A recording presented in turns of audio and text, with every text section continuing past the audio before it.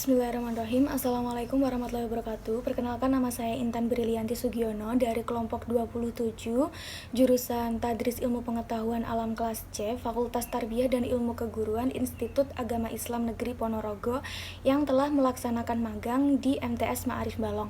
Jadi hasil laporan magang satu saya yaitu yang pertama adalah observasi budaya yang berada di madrasah. Nah, observasi budaya sendiri merupakan budaya sekolah yang bisa disebut sebagai ciri khas, karakter atau watak dan citra sekolah tersebut dalam pandangan masyarakat luas. Nah, untuk yang pertama yaitu sebelum KBM biasanya di madrasah itu mengadakan sholat duha secara berjamaah antara guru dengan siswa, dan kemudian dilanjut dengan membaca Al-Quran secara bersama-sama. Dan yang ketiga itu biasanya agak siang itu sholat duhur bersama. Nah, kemudian yang selanjutnya itu melakukan upacara bendera setiap 2 minggu sekali. Kemudian selanjutnya ada acara bulanan yang diadakan setiap bulan, yaitu seperti pembacaan Al-Jarbani, muhadharah, dan nonton bareng biasanya. Nah, kemudian yang selanjutnya itu para siswa itu dilarang untuk membawa kendaraan pribadi seperti motor.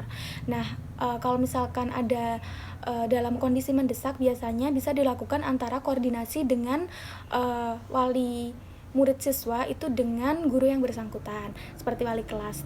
Nah, kemudian dilarang menaiki sepeda ontel atau sepeda motor untuk memasuki area di madrasah, jadi dilarang. Nah, kemudian kalau ada pelanggaran biasanya akan diberikan teguran seperti itu. Nah, kemudian adapun upaya pembinaan dari guru yaitu dengan memberikan seperti slogan, poster tata tertib, visi misi dan lain sebagainya. Kemudian yang selanjutnya atau yang kedua itu adalah observasi perangkat pembelajaran. Nah, observasi perangkat pembelajaran di sini yang dilakukan oleh Ibu Lina Rahmawati selaku guru IPA yang ada di madrasah, yaitu memberikan materi tentang usaha dan pesawat sederhana. Nah, usaha dan pesawat sederhana ini itu meliputi KI dan KD yang telah sesuai mengenai pesawat sederhana. Kemudian untuk indikatornya, untuk KD yang pertama yaitu menjelaskan konsep usaha pesawat sederhana dan penerapannya dalam kehidupan sehari-hari termasuk kerja otot pada struktur rangka manusia, yang kemudian indikator pencapaian kompetensinya seperti mengidentifikasi usaha yang bekerja pada sebuah benda, menjelaskan pengertian usaha yang bekerja pada sebuah benda, mengidentifikasi, mendeskripsikan, menjelaskan keuntungan, menjelaskan prinsip, dan lain sebagainya. Nah, kemudian untuk yang selanjutnya yaitu KD menyajikan hasil penyelidikan dan pemecahan masalah tentang pemanfaatan pesawat sederhana dalam kehidupan sehari-hari. Nah, itu indikatornya itu seperti melakukan percobaan, terus melakukan adanya laporan dan memaparkan hasil yang telah diperoleh dari kegiatan KD sebelumnya. Nah, kemudian untuk pertemuan-pertemuannya itu ada 3 pertemuan, dan setiap pertemuannya itu sudah tersusun seperti acara-acara apa saja atau kegiatan apa saja yang akan dilakukan. Seperti pertemuan pertama yaitu seperti melalui pengamatan peserta didik dapat mengidentifikasi usaha yang bekerja pada sebuah benda. Pertemuan 1, 2, 3 ini mengacu pada RPP yang telah diberikan di KI dan KD-nya. Nah, kemudian untuk perangkat penilaian peserta didiknya itu menggunakan 3 aspek, yaitu yang pertama pastinya aspek afektif, kognitif, kemudian yang terakhir adalah psikomotorik.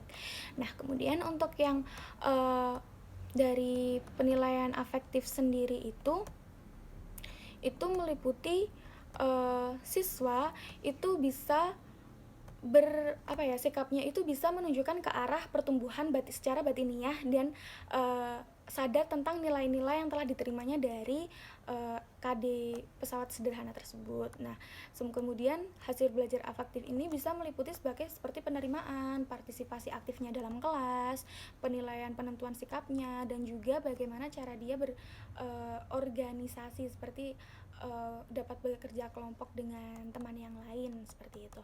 Nah, kemudian untuk aspek kognitifnya yaitu peserta itu mampu berpikir dan mengukur. Jadi guru itu tinggal mengukur tingkat pencapaian dan penguasaan siswa dalam aspek pengetahuan itu sampai mana, yang meliputi seperti ingatan atau hafalan, pemahaman, penerapan, dan juga seperti aplikasi, analisis, sintesis.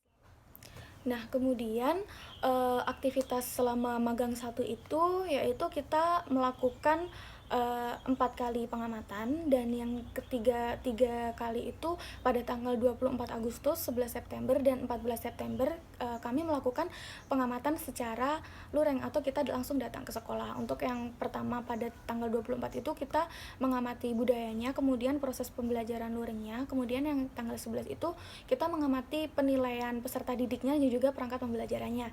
Kemudian yang terakhir yang tanggal 14 itu kita mengamati proses pembelajaran secara luringnya itu seperti apa gitu. Untuk yang terakhir yang melalui proses daring itu kita mengamati RPT-nya. Nah, kemudian untuk observasi yang telah kami dapatkan itu pada tanggal 24 Agustus 2020 kami melihat budaya-budayanya seperti itu. Nah, kemudian yang telah kami lihat itu antara pendidik dan juga peserta didik itu dan juga staf-staf yang lain itu melakukan komunikasi yang baik seperti bertegur sapa walaupun lewat WA ya, karena di masa pandemi ini lebih banyak dilakukan aktivitas secara daring daripada luringnya. Nah, untuk kegiatan luring sendiri yang hanya dilakukan beberapa kali dalam 1 bulan itu tetap menggunakan protokol kesehatan secara ketat ya. Nah, untuk memutus rantai penyebaran COVID-nya. Nah, kemudian aktivitas selain itu saya melihat bahwa semangat siswa yang di sini itu masih sangat bersemangat ya, yang dalam arti mereka itu masih sangat bersemangat untuk menerima pembelajaran meskipun melalui media daring dari WhatsApp begitu.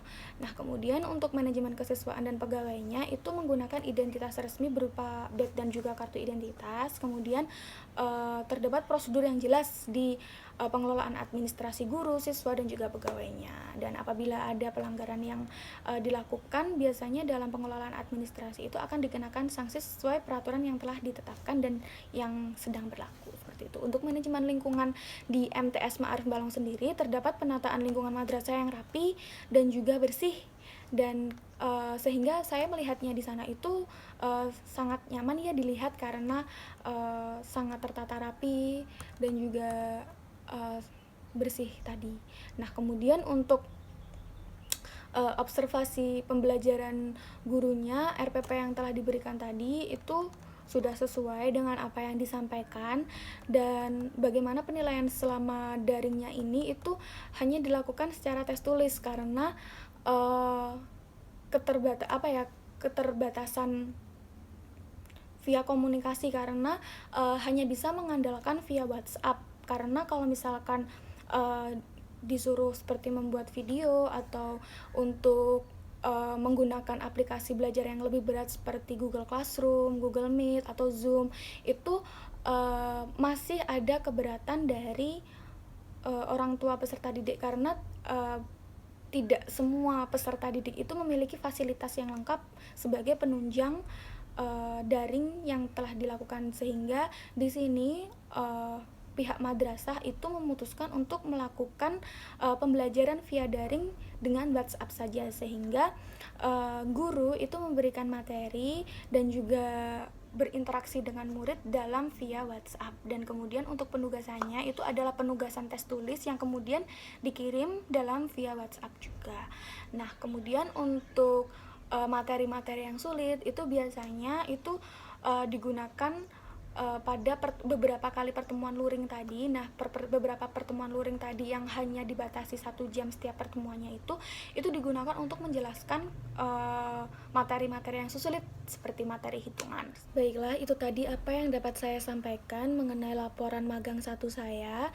Ada kurang lebihnya saya mohon maaf. Wassalamualaikum warahmatullahi wabarakatuh.